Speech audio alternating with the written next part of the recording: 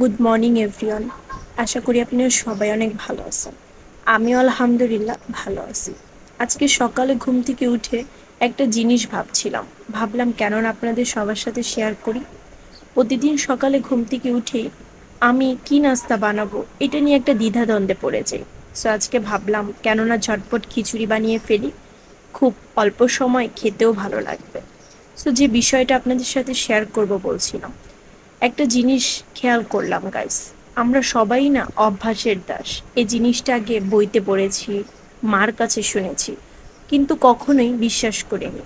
কিন্তু যখন নিজের জীবনের সাথে ঘটে যায় না, তখন আমরা ঠিকই বিশ্বাস করি। এই যে আমি স্কুল লাইফের পর বেলা 12টার আগে কখন যে ঘুম থেকে উঠেছি নিজেই জানি না। এর জন্য মার কাছে কতই না বকা খেয়েছি, কতই বকা শুনতে হয়েছে, সেটা কত খারাপ লাগতো। কিন্তু এখন তো বুঝি মা আমার ভালোর জন্যই কথাগুলো বলেছিল। আর এই তো, আমার জীবন তো এখন পুরোই পাল্টে গিয়েছে। এখন আর্লি ঘুম থেকে উঠে সকালে নাস্তা বানানো সবার জন্য, এটা আমার জীবনের একটি পার্ট হয়ে গিয়েছে। আগের আমার জীবনের যে জিনিসগুলো ছিল এখন আমার জীবনে কোনোটাই নাই, কিন্তু আলহামদুলিল্লাহ আমি ভালোই আছি।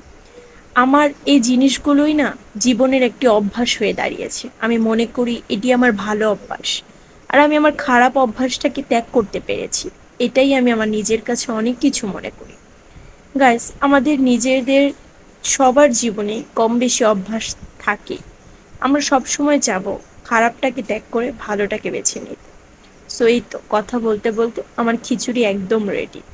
খিচুড়ির সাথে আলু ভর্তা, ডিম ভাজি দিয়ে খেতে আমার মতো তোমরা কারা কারা আরও পছন্দ করো কমেন্টে জানিও। আমার ভিডিওটি ভালো লাগলে একটি লাইক, কমেন্ট, শেয়ার করে আমার পাশে থেকো। আল্লাহ হাফেজ।